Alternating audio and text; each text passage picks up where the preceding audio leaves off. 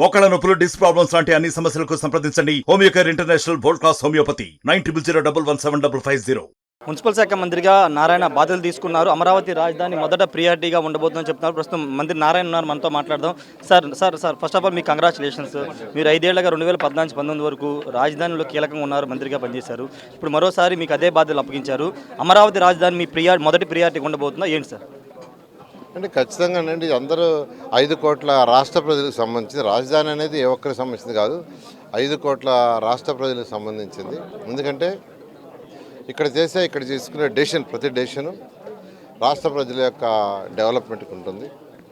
అందువల్ల ఖచ్చితంగా దీనికి ప్రయారిటీ ఇచ్చి, ఏదైతే రైతు సోదరుల దగ్గర నుంచి ఆ రోజు 34,000 ఎకరాలు 58 రోజుల్లో తీసుకున్నాము, వాళ్ళ యొక్క మాట నిలబెట్టడానికి, రాష్ట్ర ప్రజలకు ఇచ్చిన మాట నిలబెట్టడానికి దీన్ని ఖచ్చితంగా ఒక ప్లాన్ ఆఫ్ యాక్షన్ తీసుకొని ప్లాన్ ఆఫ్ యాక్షన్ ప్రకారం ముందుకు పోవడం జరుగుతుంది. సీట్ క్యాపిటల్తో పాటు కోర్ క్యాపిటల్ కూడా అప్పట్లో నిర్మాణం చేశారు. పర్మనెంట్ సెక్రటరియట్, అసెంబ్లీ, అదేవిధంగా హైకోర్టు కూడా మీరు పనులు ప్రారంభమయ్యాయి. కానీ అవన్నీ ఇప్పుడు నీట మునిగిపోయి ఒక గుండెలాగా తయారైన పరిస్థితి.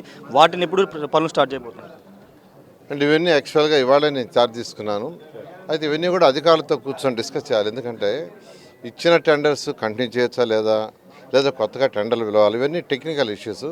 అవన్నీ టెక్నికల్గా అధికారులతో కూర్చొని డిస్కస్ చేసి ఆ తర్వాత నిర్ణయం తీసుకొని ముందు పోవడం జరుగుతుంది. అమరావతిలో ఏమైనా పర్యటించబోతున్నారా? అక్కడ ప్రస్తుతం అక్కడ ఉన్న పరిస్థితులను ఖచ్చితంగా ఇవాళ మధ్యాహ్నం యాక్చువల్గా ఇంకా అందరూ చాలా మంది ఉన్నారు. అయిన తర్వాత అమరావతిని ఇవాళ నేను విజిట్ చేస్తాను. అమరావతిలో ఒక్క ఇటు కూడా పెట్టలేదు. 5 ఏళ్ళు కోట్లు మొట్టిగా వేసినా వైసీపీ ప్రభుత్వం పట్టించుకోలేదు. 3 రాజధానులు చెప్పారు, దాని గురించి ఏం చెప్తారు? ఖచ్చితంగా ఏంటంటే వాళ్ళు రాజధాని కట్టకూడదు, అసలు ఈ రాష్ట్రానికి రాజధాని వద్దని అనుకున్నట్టున్నారు. ఎందుకంటే అసెంబ్లీలో ఒకప్పుడు అదే జగన్మోహన్ రెడ్డి గారు 30,000 ఎకరాలకి ఆయనే చేతులు ఎత్తాడు. కానీ మళ్ళీ ఎందుకని ఆయనలో మార్పు వచ్చింది. ఎందుకు? ఇది కేవలం ఏంటంటే రాజకీయ నాటకం. ప్రజలు ప్రజా అవసరాలను వదిలేసి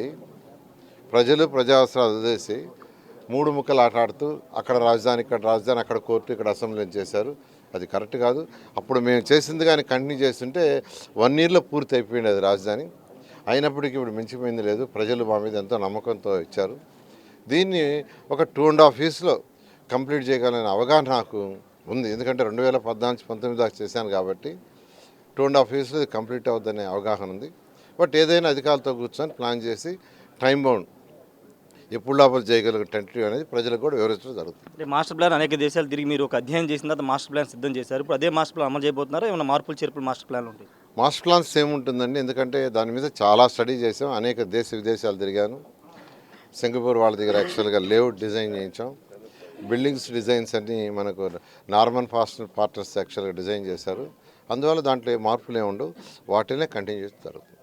సార్, ఖచ్చితంగా మాస్టర్ ప్లాన్లో మార్పులు ఉండవని చెప్తున్నారు. గతంలో ఏదైతే మాస్టర్ ప్లాన్ ఉందో అదే మాస్టర్ ప్లాన్ కొనసాగుతుంది.